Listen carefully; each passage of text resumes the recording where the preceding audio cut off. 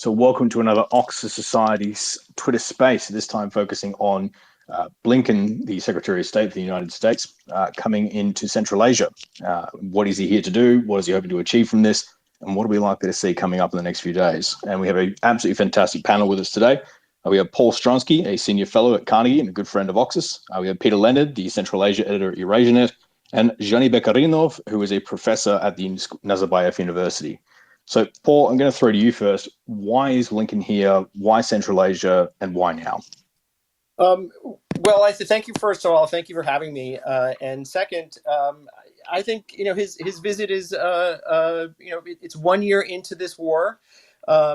This is a war that has put Central Asia in a very difficult position. And I think he's there to, reach out to Central Asia, to highlight the importance of Central Asia, particularly Kazakhstan and Uzbekistan, which I think are the most important partners in the region for Central Asia, for the United States. And I think, it's coming at a time when the region is definitely squeezed. We're seeing, China certainly more closely align with Moscow over the last several weeks, and we're seeing a region that is, caught kind of between the two, not very happy with this war, and very nervous about its long-term implications. So I think, it's time for him to come.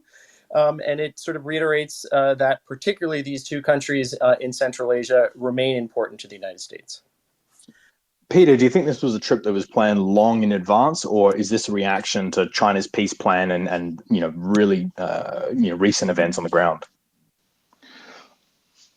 I mean, I'm still not privy to the specific planning. I'm skeptical that it was an ad hoc, short-term plan. I think that the things that Secretary Blinken is talking about today and has been talking about when it comes to Central Asia are the same things that Washington has been saying about Central Asia for many years now. If you look back at the text of the US strategy on Central Asia, which was the most recent one, was published in end of 2019, beginning of 2020, the language in there talks about three things. It talks about interconnectedness, talks about independence, and it talks about bolstering the region's ability to resist malign influences, what it calls malign influences. And interconnectedness and independence are sort of two quite related themes. The concept being that the more this region is able to be is more self-reliant and the more it is economically bound within itself, then the more it's going to be able to resist the strategic and economic pressure, overture, call it what you will, of countries like Russia or China. Pick your foe of the day. And in that respect, whether this visit was a short-term reaction to something, I couldn't tell you. But what I can say is that the message that Blinken is bringing to the region is now a well-worn one. Zhanibek, obviously this isn't the first time we've seen the C5 meet with the US Secretary of State. Is this meeting likely to go down the same path as previous meetings, or is this a brand new event and something that we're likely to see a much more consequential end note coming out from? Thank you for the question. I don't think that this time we have to kind of expect some differences from the past. I don't think that we will see any big shifts, any kind of announcements, any other kind of big developments in this format. So C+5 has been there, C+5.1 has been there, I think, since 2015, right? And if you kind of ask me about the reaction from the region, I mean, especially among the expert community of this kind of platforms, again, the experts here in Central Asia do not seem to expect much from this kind of platforms. But again, I'm not downplaying the importance of this platform at all, but it's a good platform to discuss certain things of the regional significance. But at the same time, I don't think that this time it's going to be different from what it has been in the past. So, Paul, obviously today he's in Kazakhstan meeting, but tomorrow he's going to Uzbekistan. How are those two meetings different? What is he expecting to say in Uzbekistan compared to what he's saying in Kazakhstan? And I'll throw this question to Paul, who I think is muted. Sorry. From what I understand, also this trip has been long in planning. So this was not an ad hoc. This has been on Blinken's mind for at least a month, 2 months, probably, if not more. And the secretaries of states, unless it's emergency, these types of visits are very often planned well in advance. So I think there's two different issues here. As I said, the United States views Kazakhstan and Uzbekistan as the most important countries for the United States in the region. One is the most populous, has the most population, and the other has traditionally been the economic engine of the region. And they both, at least on paper, claim to be reform minded. I think the territorial integrity, the sovereignty issue, the impact of the economic and sort of social impacts of the war are hitting Kazakhstan a little bit harder than they hit Uzbekistan, simply because of Kazakhstan's location. But Uzbekistan remains key to the connectivity agenda. It remains key to overall regional security. And I think also, the Uzbek reform agenda has stalled over the last few years. So I think that is certainly going to be on the agenda, all of those three discussions. But I also think the United States looks at this area as a region. Each country is important, but they are very far from the United States. And the U.S. Economic and political footprint and security footprint today is quite small. So I think in addition to the sort of the bilateral issues here, I do think the sort of the multilateral aspect of what we saw today was probably the primary driver of this trip, and then checking in with the two capitals simply because they are pretty much the centers of Central Asia, at least for the United States. One's the economic partner, one I guess is more of the security partner, and both their reform agendas are stalled, which makes it a problem for the United States. Peter, obviously we've heard all sorts of rumors come out on what's going to be on the table with these discussions. What do you think is actually going to be offered by the Americans? Do you think there's going to be talk of sanctions relief on any of these countries? Obviously, the sanctions actually being on Russia, but having blowback in this region of the world. What do you expect America to sort of come to the table with on this one? I think, if anything, the main thing the Americans will have to offer is, let's say, a certain degree of flexibility and understanding when it comes to Kazakhstan. The brief Blinken is in Kazakhstan today, and in the post-meeting briefing with the Kazakh Foreign Minister, Mukhtar Tloberdi, he specifically spoke about the difficulty that Kazakhstan is having complying by these sanctions because of the historical ties Kazakhstan and the deep economic ties that Kazakhstan has with Russia. We've seen from the trade figures over the last year or so this quite notable increase in trade between Kazakhstan and Russia, which we attribute to this phenomenon of parallel import, whereby Russia is obviously seeking to import those goods it's unable to access directly from Western markets by getting them through Kazakhstan. So in an odd way, Kazakhstan is sort of perversely actually benefiting from this state of affairs. And I think probably I would imagine Washington is going to regard the situation with a certain degree of tolerance, would be my supposition. Although, conversely, we have seen in Uzbekistan again today a very interestingly timed development. The central bank sort of rapped a few banks on the knuckles for their failure to abide by restrictions imposed as a part of sanctions compliance mechanisms. So I think this is going to be a sort of a delicate two-step that I think both Washington and the governments in the region are going to have to play. So before I go to Zhanibek here, I'm going to a bit of a follow-up here with you, Peter. How much of a slap across the knuckles are the Uzbeks giving to these banks? And do you think it might be a wider trend we see unfold in the region? I mean, it's a verbal warning as far as I've seen so far, so I don't think it's anything particularly pronounced.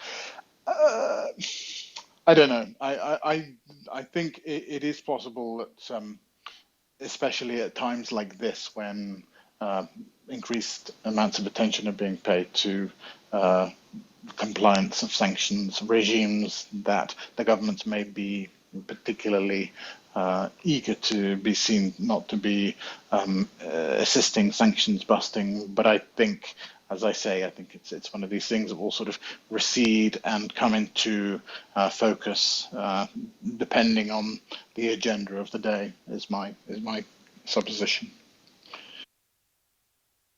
Zhanibek, how are the local press covering this? Is there enthusiasm about Blinken coming to town? Is it a bit of apathy? How have the particularly the Kazakh press covering this meeting? Well, that's a very interesting question, I guess, because the reaction so far has been mixed. But I would say if we take the media in general, so including the state media and then the independent media, they all were kind of a bit enthusiastic about Blinken's visit to Kazakhstan, even given the context, geopolitical context in the country. So yeah, the reporting, every outlet, media outlet, reporting about the Blinken's visit and kind of following every step of his visit. I mean, of Secretary Blinken.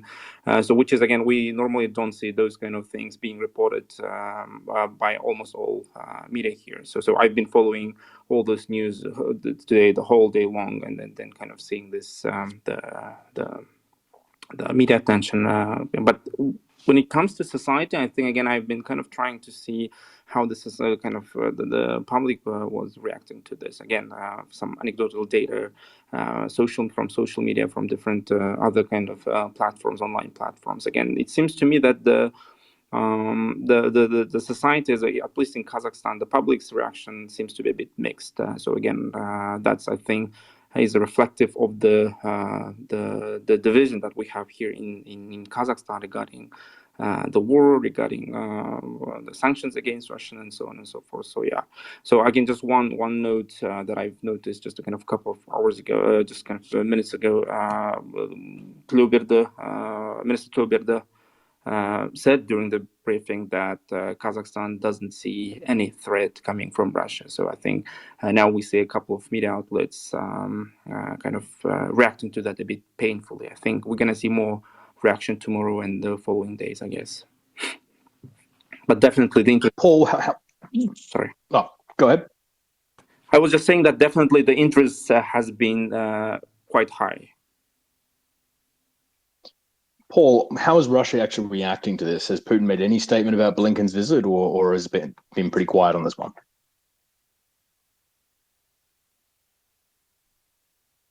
I think you might be muted again. Sorry about that. I think it's actually far more muted than I expected. I would have expected this to be, a similar type of leading some angry tirades from the MFA or others. And I haven't seen the same sort of rhetoric that we've seen, say, in when U.S. senior officials have engaged in Armenia, Azerbaijan, on the Caucasus on the other side. And so, I think, Russia is perhaps a little quiet right now. We'll see what happens, coming down the road. But we haven't seen the same sorts of threats that they have made against other countries in the region that are seeking greater engagement with the United States or with the West at all. That could be because they've already made those threats. It could be because this could be delayed, or it could be just they recognize that the United States is very, very far, and they're very close, and so they might feel a little bit more comfortable there than they do with some of the countries in Eastern Europe, where we've seen a much harsher reaction to U.S. engagement. So, Peter, this is one of the first times for a very long time, almost decades now, that Afghanistan has not been a big talking point when US visits Central Asia.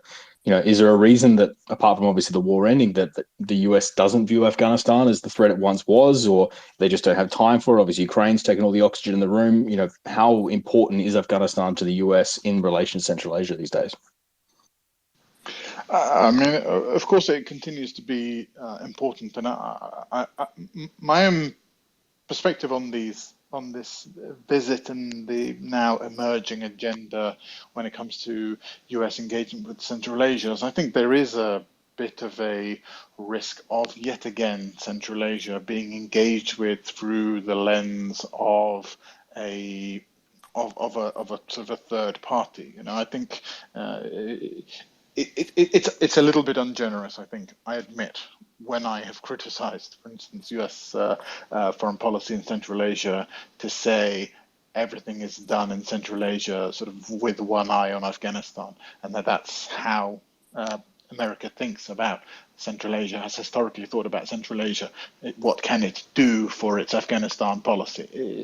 In fact, US strategy in Central Asia goes a little bit deeper than that. But if one wanted to caricature it, I think that is one way you could do it. And I fear that there is a danger of sort of going down the same path again, that now policy towards Central Asia will sort of be somehow colored by the ways in which Central Asia can be co-opted into abetting the broader Russia strategy, or at least mitigating the extent to which it might undermine sanctions policies, for example. Now, that is a caricature. It is a little bit unfair because I think that there is some serious thinking going on about getting Central Asia to stand up on its own feet, and there is a lot of serious thinking going on about deeper integration of the region. But I think the challenge will be for US policymakers going forward to think about Central Asia on Central Asia's own terms, rather than as a sort of incidental region to Afghanistan. But to answer your question, Afghanistan is still there. It hasn't gone anywhere. It's relatively stable, if that's the right word to use. I know it seems a bit strange to describe it that way, but it's the ascendancy of the Taliban has at least ushered in an era of unstable stability, and countries of Central Asia are continuing to maintain dialogue with Afghanistan, trading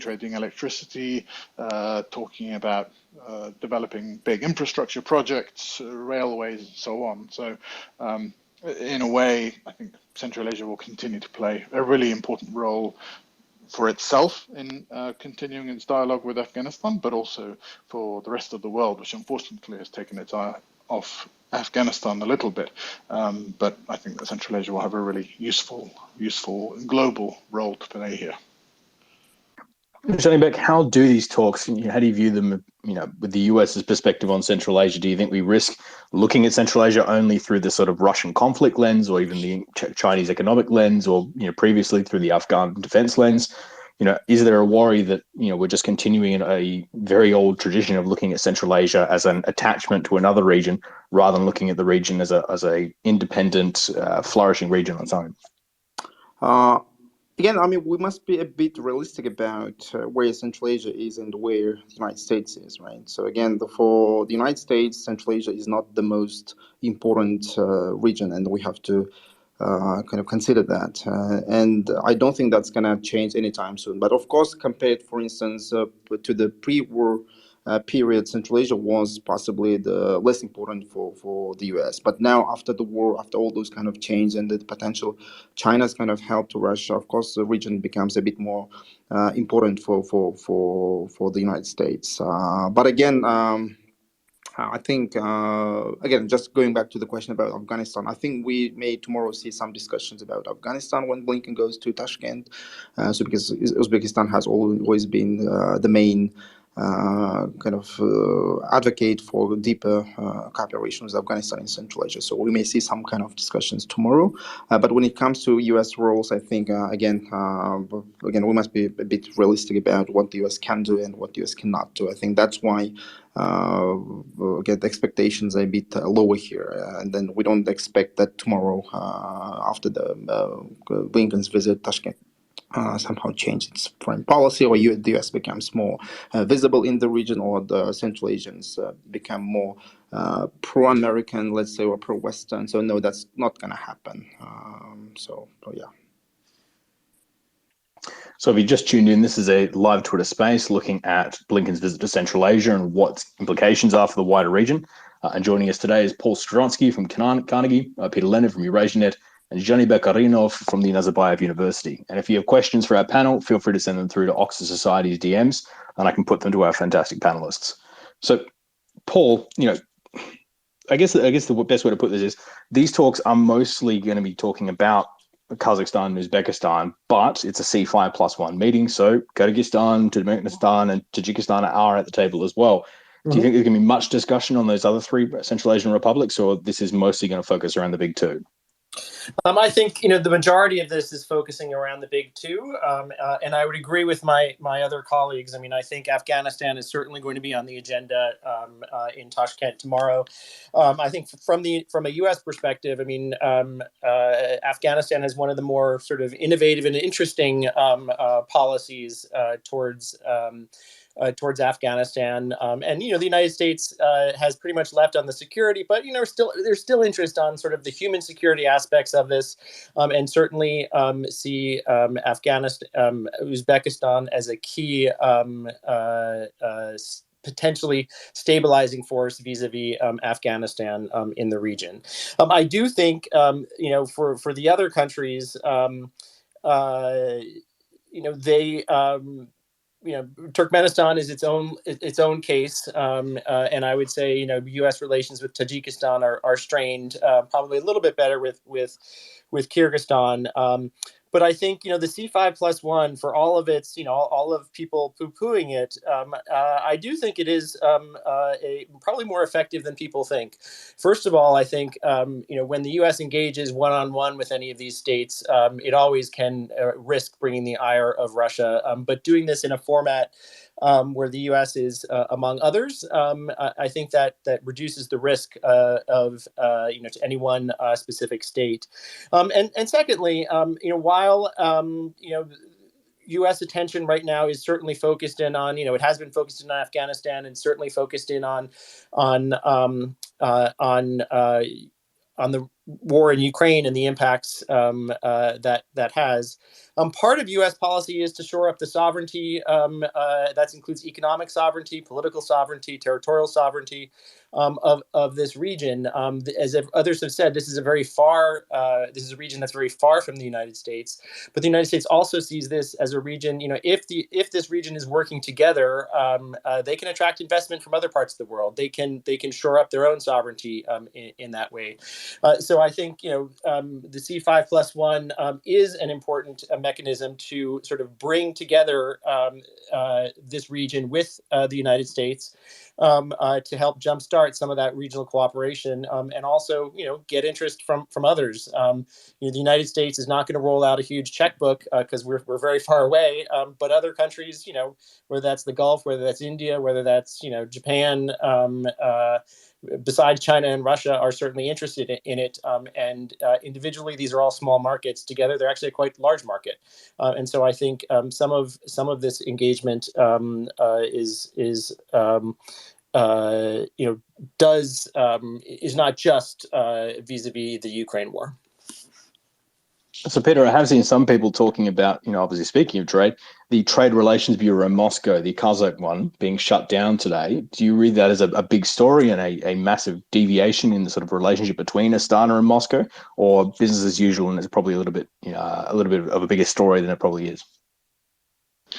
Yeah, I mean, I was just speaking about this before coming on, and I think my own take on it, and I think my fellow speakers may possibly have grounds for disagreeing, that this may be it's probably easy to overstate the importance of this particular development. I think that the trade networks between Kazakhstan and Russia are sufficiently historic and well established at this point that perhaps these kind of trade facilitation bureaus may be a little bit redundant, especially considering that Kazakhstan and Russia are members of the same trading bloc. I mean, if you go to EU countries, you're not likely to find France having a trade facilitation bureau in Germany, because that would be sort of absurd. And I think perhaps the same logic might obtain with Kazakhstan and Russia to a lesser degree, admittedly. In fact, figures over the last year show that trade between Russia and Kazakhstan has increased, and between Uzbekistan and Russia. In fact, the Russian ambassador to Uzbekistan was noting today how the value of Uzbek exports to Russia this year, over the last 12 months, has increased by $1 billion. The likelihood is that this is Uzbekistan supplying Russia with things that Russia is unable to get from the places that have now imposed sanctions on it. So trade facilitation bureaus or not, I think Russo Central Asian trade seems to be doing fine. Zhanibek, how do you see the relationship trade-wise going between Moscow and Astana? Do you think it is going to go, get closer, and they're going to do more trade between themselves, or this is a temporary bump in the numbers because Russia is under such heavy sanctions? Yeah, again, when we interpret this trade increases or decreases, we must be very careful about these prices, because if you look at the structure of Kazakhstan's trade with Russia, I mean, that may give some sense about what's going on. So this I think this year in 2022 and last year, the increase was mostly because of this Kazakhstan exporting some sorts of goods to Russia that Russia was unable to import from other places. So I think that's partly because of this. As for this, the closure of the Bureau for Trade, or the Office for Trade, Kazakhstan's Office for Trade, Moscow, again, I don't think a big kind of politics going on over there, because this has been announced, I guess, about a month ago. Now it was officially closed yesterday. So yeah, I think again, it's just kind of one of those routine decisions made by Kazakhstan. What interestingly, today, Minister Leonard was complaining, or not just complaining, but was stating that for Kazakhstan, it's quite difficult to control this trade flow from Kazakhstan to Russia. He was kind of replying to the question about this potential secondary sanctions against Kazakhstan. So what he said was it was very difficult for Kazakhstan to control these trade flows because there are no customs control. So and kind of trying to say that Kazakhstan officially won't be trying to help with evasion of sanctions to Russia. And so in that context, again, he also mentioned that the two countries, Kazakhstan and the US, were working very closely about potential companies who could break the sanctions and kind of trying to help Russia. So I think in that sense, the both governments, or especially the government in Kazakhstan, was quite clear that it won't be helping officially, let's say, to evade the sanctions against Russia. Paul, speaking of sanctions, there's been a lot of talk of trying to restart some sort of way to get Kazakh oil and gas from Kazakhstan into the European market. Obviously, a lot of that's going to go through Russian pipeline infrastructure. So A, is there a way of doing that? And B, if that does open as an option, is there a risk of Russia using that as a backdoor to sell Russian gas as long as it's labeled as Kazakh gas?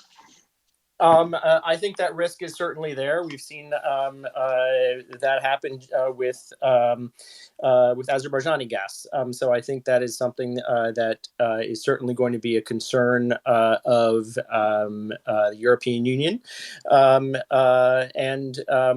But I think, there is it's clearly an awareness of the tremendous economic and social impacts that this war and the sanctions have on the region. I think anybody who has worked in the region and sort of seen how sanctions have impacted it over the last 8-9 years certainly understands that it's even more complicated now, and particularly with hydrocarbons. Just another thing that I would just say say about the sanctions. I mean, I do think, we are seeing a huge rise in trade. Not all of that is sanctions busting. I mean, some of the stuff is parallel imports. It's the Gucci bags that no longer are being sold directly to Russia that are going through Kazakhstan. Those issues, I think, when it's simply parallel imports, I don't think that is as big of a concern as the actual sanctions busting. And so I think there's probably going to be some talk about that there, and how to delineate the two. The other thing I think is just worth looking at too is the sort of the divergence between what Russia claims are the jump in trade and what Central Asian countries claim is the jump in trade. We're seeing, Russia claim it's far greater than Central Asia. My guess is it's probably somewhere in the middle. Central Asians might be downplaying it for the West. Russia's might be overplaying it for their own good.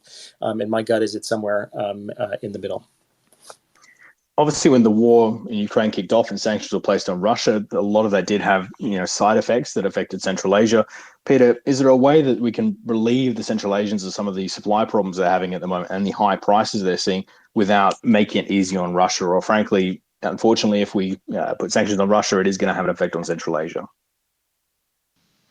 I think I might demur in giving advice on imposing sanctions, because I'm not sure that's my department. But I would just, on the point though, returning to oil and gas, I mean, there is a really important distinction to be made on those two commodities, right? Because Kazakhstan exports large amounts of oil. Most of that oil, the vast majority of it, goes through pipelines passing through Russia. Very small amounts of it, and Kazakhstan is really working on trying to increase the amount, but this is still talking about very small figures, is now going across the Caspian Sea to Azerbaijan and then being loaded onto trains and sent across to Georgia and then the Black Sea. And the idea there is to avoid having to use pipelines crossing Russia. Not that it's stated in those terms, but that's clearly the agenda there. But nevertheless, I mean, those volumes are very small indeed. So in the long term, medium term, whatever term, Kazakhstan will rely on Russian territory to get its oil into Western markets. So, that's a kind of a pivoting away from that as a non-starter. But then when you look at the gas situation, this is a really interesting one, and I think it would surprise me if this was not somehow on the agenda in both Kazakhstan and Uzbekistan, given that it specifically relates to those two countries. Despite being very rich in natural gas, both Kazakhstan and Uzbekistan, it would appear, are poised to begin buying natural gas from Russia. They both experienced gas shortages over the winter, and there's a chance that may repeat next winter. And so in order to avoid that eventuality, one or both of those countries may find themselves having to buy either gas directly from Russia or through some sort of complicated mechanism, may buy it from Turkmenistan, who, in some sort of complicated deal with Russia. In any case, the point is that quite counterintuitively and perversely, Kazakhstan and Uzbekistan find themselves, at least on this one specific narrow issue, have reverted to a situation of dependency on Russia. So far from the West talking, I mean, as you sort of asked in your question, talking about somehow relieving supply issues for Central Asia. It's in fact Russia that may be relieving Central Asia of the things which it's short of, specifically gas. And so, if there's something that perhaps the West can contribute, really, this is not so much hardware, but kind of the software of being able to assist these countries to reform their energy industries, their kind of governance in such a way that they don't keep on bumping from one crisis to another. Because I think part of the issue here is maybe the lack of a particular commodity, but sometimes it's just simply maladministration that gets them into these pickles. Zhanibek, obviously we've talked about Russia coming up as a subject here. We talked about Afghanistan, but how much is China likely to come up in these talks as well? Is the US warning against Chinese investment in the region, or how much is China making up in these discussions? That's a tough question for me because, again, last time when Secretary Pompeo visited Kazakhstan, I think that was 2020 or 2021, China was very much one of the hot topics, right? Again, we all remember, I guess, what Secretary Pompeo was saying back then. But compared to that, today we didn't hear much about China's involvement in Central Asia. I think the only time, at least in publicly now available, the time when China was kind of mentioned was in the context of China's potential help with lethal arms to Russia, and then that was kind of said by Secretary Blinken. So I don't think that China will be tomorrow even in Tashkent kind of a topic of discussion, but still definitely the China's kind of growing economic influence in the region. It's not just about economic now. I think China's kind of military presence in some of the countries in the region, in Afghanistan, in Tajikistan, and potentially other countries as well. And also China is kind of growing significance, geopolitical significance in the context of this war. This war, I think definitely that's very interesting for the United States. Definitely, for instance, Xi Jinping visiting Kazakhstan, that was in September, and saying that China would support Kazakhstan's sovereignty, territorial integrity. I think that was something very symbolic that you normally don't see from China. That was a kind of important statement. And all those kind of developments, of course, makes the US and the other countries to pay more attention to China. Even if we kind of notice here, kind of being based in Kazakhstan. So when Western scholars, Western academics, when Western other kind of researchers, they visit the country, many of them have one agenda in mind. That's China. What China is doing, what China is implementing in different sectors, what China is doing economy-wise, what China is doing in sustainable development. Again, the last year has been kind of full of all those sorts of discussions with many of Western scholars, colleagues, academics. I think that's a kind of indicator of how important China is becoming for the academic community, for research community, but also I think that's kind of it also is a reflection of how important China is for the governments of Western countries. And definitely, I think that's quite interesting to the governments as well. Paul, if we zoom out and look about 2 weeks in the future, do you think there'll be any actual policy changes coming from the United States to do with Central Asia coming off this meeting, or it'll just be sort of a meeting that people remember and not much changed in the grand scheme of things? I fear it will more likely be the latter. I think the United States has a long history of promising big and not necessarily delivering. I think this is partially because as other people have said, this is not an area of prime strategic importance. That said, I mean, I do think certainly the economic front, the sanctions, the impacts of sanctions on these countries. I certainly think there's discussions going on about the need to be flexible and probably to worry about the actual sanctions busting more than other parallel imports. I also think that probably security remains on the agenda. The U.S. is it's not China, it's not Russia. It's an important supplier of some types of weapons that can be defensive weapons that these countries want. I'm sure that's the type of stuff that is also being discussed.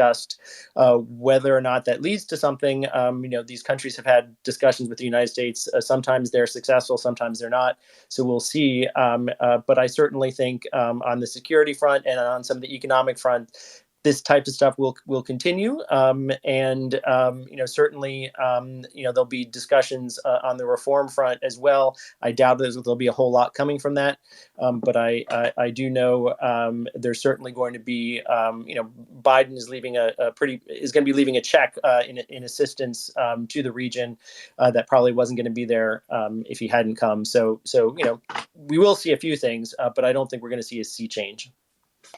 So we are running rapidly out of time, so we'll do a bit of a final wrap around with our guests here. And I'll start with you, Peter. 90 seconds. What do you think the big headline to come out of this visit will be? And what do you predict for tomorrow's meeting in Uzbekistan?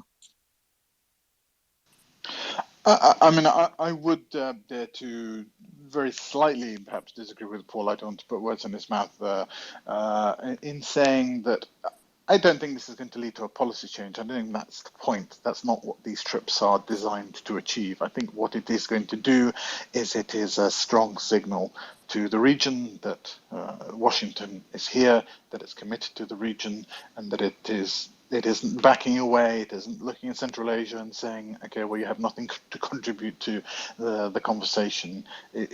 The region is taken seriously. Washington is confident in the integration agenda. It believes that it is going ahead in fits and starts, maybe more fits than starts. Nevertheless, we are seeing something happening there. And I think this is all about creating background music. It isn't about fostering a particular policy, creating a particular policy. It's all about creating a feel. And I think that that's a maybe a very slender outcome. But I think that if nothing else, I think this visit will have that effect. Zhanibek, 90 seconds. What do you think? Anything policy-wise will change out of this? We'll remember this in 2 years' time. What do you think the big headline will be looking back on this Central Asian trip from Blinken? Yes, I also think that this trip has more symbolic meaning for all parties. I mean, for the U.S., for the Central Asians, and then for Russia and China, rather than some kind of practical developments by the region. But one point I would like to mention is that the Central Asians are also kind of quite welcome to this kind of visits, right? Because again, today we heard repeatedly from representatives from Kazakhstan. They've been kind of repeatedly thanking the U.S. for their firm and consistent support to the territorial sovereignty, integrity, and so on and so forth. So again, those kind of symbolic things and statements have quite important meaning, especially in Kazakhstan. I think that's very important. As for my last point would be that there will be some reaction from the Russian side. So possibly later today or maybe tomorrow, and then the following days, we will see some kind of reaction. And I would expect that the Russian media also would be quite active in discussing Secretary Blinken's visit to Central Asia.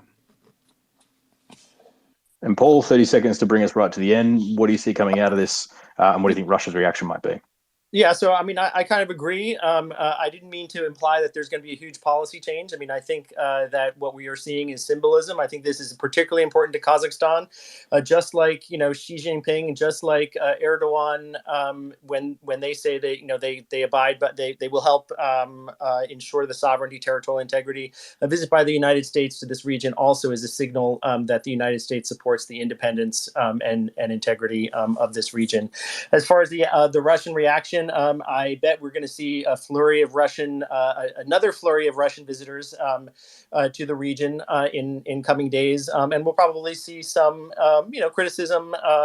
It might be kind of harsh. I'm sure Marie Zakharova will have some interesting things to say in the next few days. So I would agree. I think this is important. It shows the U.S. is present, the U.S. is interested, and the U.S. is trying to sort of help on sovereignty multiple different ways: economic, political, territorial.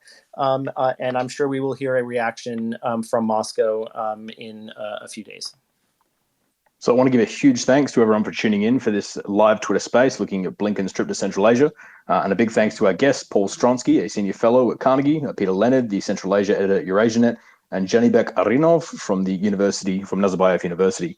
It's been an absolute pleasure to chat with you all. We'll be back in a few weeks looking at the Kazakhstan parliamentary elections because those results are coming in soon. And until then, it's been an absolute pleasure. I'll talk to you and see you guys sometime in the near future.